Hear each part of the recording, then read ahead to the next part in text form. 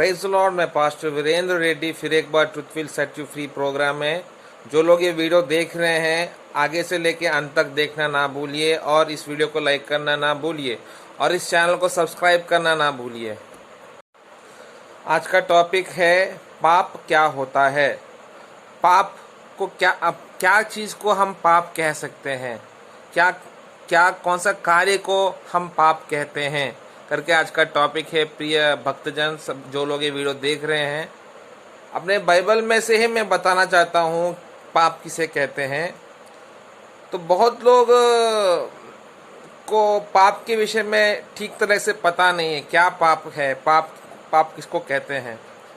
एक यीशु मसीह को अपनाए एक ईसाई को क्या करने से ये पाप है, किस चीज़ को पाप मानना चाहिए, क्लैरिटी नहीं है। तो आज मैं पाप क्या होता है करके मैं बताना चाहता हूँ। पाप जो होता है व्यक्ति के हिसाब से, परिस्थिति के हिसाब से पाप का अर्थ बदल जाता है। एक व्यक्ति के विषय में पाप का अर्थ दूसरा अलग होता है, दूसरे व्यक्ति के हिसाब के अनुसार पाप का अर्थ अलग होता है। एक परिस्थिति में पाप का अर्थ अलग होता है, दूसरे परिस्थिति में जो पाप का अर्थ है वो अलग होता है, एक जैसा नहीं होता है। समझ गया ना। इसका मैं अच्छा एग्जाम्पल देना चाहता हूँ कि छोटे बच्चों का, अभी 8 महीने, 1 साल, 1.5 साल, 2 साल के जो बच्चे होते हैं, वो लड़का हो लड़की हो जो भी हो, वो लड़का लड़की जो बच्चे रहते हैं, अगर उन्होंने गलती से कोई कांच का ग्लास तोड़ दिया हो, नहीं तो कप तोड़ दिया हो, तो उसको जोर जोर से पीटना गलत है ना। क्योंकि वो बच्चा, उसको इतना छोटा बच्चा है कि वो उसको इतना ज्ञान भी नहीं है, इतना विवेचन नहीं है। समझ गए ना। तो उसने गलती किया करके हम कह नहीं सकते, क्योंकि उसको पता नहीं, इतना ज्ञान, मैच्योरिटी नहीं है उसको, क्या गलत है क्या सही है। तो उसको मारना, इसने गलत किया है करके उसके ऊपर हम जाके उसको केस डालना और उसको मारना, ये कर नहीं सकते। क्योंकि मासूमियत है, वो छोटा सा बच्चा है, उसका उम्र कितना है, उसको इतना ज्ञान नहीं है, इतना परिपक्वता दशा उसके शरीर में नहीं है और ज्ञान में नहीं है। उसी के अनुसार बहुत सारे आध्यात्मिक रूप से ईसाई के लोग परमेश्वर के अंदर आध्यात्मिक रूप से बच्चे हैं। बहुत लोग बच्चे हैं। एग्जाम्पल, ऐसे लोगों को अगर दसम भाग के बारे में पता नहीं, उन्होंने यीशु को अपना लिया हो, यीशु को अपना लिया, बपतिस्मा ले लिया, फिर भी वो परमेश्वर के अंदर छोटे हैं। तो बपतिस्मा के बारे में उनको पता है, तो बपतिस्मा भी ले लिया, मुक्ति पा लिया, लेकिन 10वां भाग के बारे में पता नहीं है, क्योंकि उनको उतना ज्ञान नहीं है, किसी ने बताया नहीं है। वो छोटे हैं, अभी अभी यीशु को अपनाया है, अभी अभी जन्म लिया है, दूध पी रहे हैं, 10वां भाग के बारे में पता नहीं, कभी दिया नहीं उन्होंने 10वां भाग। समझो, मतलब उनको पता नहीं है। तो क्या हम उनके ऊपर केस कर सकते हैं क्या? अरे तूने गलत किया है करके, तूने पाप किया, कह सकते हैं? उन्होंने अनजाने में किया है, इसलिए वो पाप नहीं कहलाता। परमेश्वर के अनुसार वो पाप नहीं है। उन्होंने जानबूझ के भी नहीं किया है और उनको इतना ज्ञान, इतना परिपक्वता नहीं है कि 10वां भाग क्या होता है, 10वां भाग दे सकते हैं नहीं दे सकते, क्या होता है, इतना परिपक्वता नहीं है, इसलिए वो गलत नहीं कह सकते हम उसको। और एक और एग्जाम्पल है बाइबल में से ही, राहब वेश्या करके एक वेश्या है, राहब व्यभिचारी, एक रंडी कह सकते हैं नॉर्मल भाषा, वेश्य अच्छा पद है।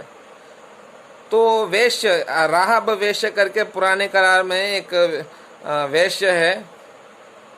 वह क्या करती है, इस्राएल के लोगों को, प्रमुख लोगों को बचाती है। कैसे? झूठ बोलकर अपने देश के उन लोगों से। समझ गए ना। झूठ बोलकर बचाती है। झूठ बोलना हम नॉर्मली क्या बोलते, पाप है बोलते, झूठ नहीं बोलना वो गलत है हम बोलते, पर राहब वेश्या ने उनको बचाने के लिए झूठ बोला, झूठ बोल के उनको छिपा के उनको भेज दिया।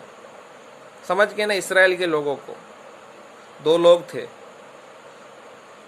तो परमेश्वर बहुत खुश हुआ उसके काम से, और उसको परमेश्वर की जो पीढ़ी है ना, पीढ़ी यीशु मसीह के पीढ़ी के वंश के अंदर भी राहाब वेश्या आती है। देखो, परमेश्वर इतना खुश हुआ कि राहाब वेश्या के पीढ़ी दर पीढ़ी से, उनके वंश से ही यीशु जन्म लिए।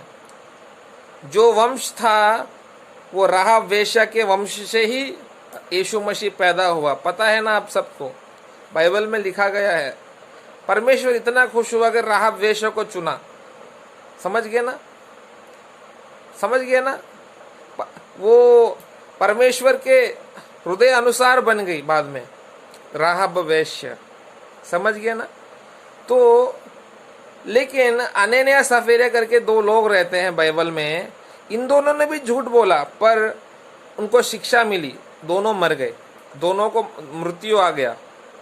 देखो, इन्होंने राहाब वेश्या ने झूठ बोला तो परमेश्वर खुश हुआ, इन दोनों ने झूठ बोला तो परमेश्वर गुस्सा होकर मार दिया इन दोनों को। क्योंकि परिस्थिति के हिसाब से पाप का अर्थ बदल जाता है। मैं यही कहना चाहता हूँ, व्यक्ति के हिसाब से पाप बदल जाता है। अभी छोटा बच्चा है, छोटा बच्चे ने गलती किया तो नहीं मारेंगे, क्योंकि वो गलती नहीं है उसके अनुसार, क्योंकि उतना मेच्योरिटी नहीं है। लेकिन कोई बड़ा आदमी मारेगा, ग्लास तोड़ दिया तो कांच का, उसको मार पड़ेगी, क्योंकि उसके विषय में वो गलत है, क्योंकि वो उतना मेच्योरिटी, उतना ज्ञान उसने पा लिया है। समझ रहे हो ना जो लोग ये वीडियो देख रहे हैं। और पाप क्या होता है? जो चीज अविश्वास के साथ करते हैं वो उतना भी अच्छा। और पाप क्या होता है? अविश्वास के साथ जो भी हम कार्य करेंगे, वो अच्छा काम हो या बुरा काम हो, कुछ भी हो, वो पाप कहलाता है। मतलब कैसे? एग्जाम्पल, मैंने एक काम करना चाहता हूँ, एक कोई अच्छा काम करना चाहता हूँ, पर अविश्वास है, अरे वो गलत है, क्या पता गलत है, वो मे बी वो राइट है, रॉन्ग है, पता नहीं ठीक से, ये अच्छा है बुरा है उसके बारे में ठीक से पता नहीं, इतना वो ज्ञान नहीं है, लेकिन कर देना, फिर बाद में पश्चाताप करना, अरे गलत है, क्या पता गलत है, वो भी पाप है। अविश्वास के साथ कोई भी काम करो वो पाप कहलाता है। मतलब जो भी कार्य करना है विश्वास के साथ करना है, अविश्वास के साथ करने से वो पाप कहलाता है, वो अच्छा कार्य हो भले। समझ गए ना, उसको पाप कहते हैं। और पाप क्या होता है? जो चीज़ यीशु को पसंद नहीं, यीशु मसीह को पसंद नहीं, वह कार्य अगर मैंने किया वो भी पाप कहलाता है। जो चीज़ यीशु को पसंद है वो कार्य मैंने नहीं किया वो भी पाप है। समझ गए ना, ये भी पाप है। और पाप क्या है? परमेश्वर की तरह अगर नहीं जिया मैंने तो वो भी पाप है। परमेश्वर के रूप के अंदर मैं रह के नहीं जिया तो वो पाप कहलाता है। समझ गए ना, परमेश्वर की तरह मैंने नहीं जिया तो वो पाप कहलाता है। प्रिय भक्तजन, सुन रहे हो ना, यह पाप है, यह पाप है। सीख लिया ना आप सब लोगों ने।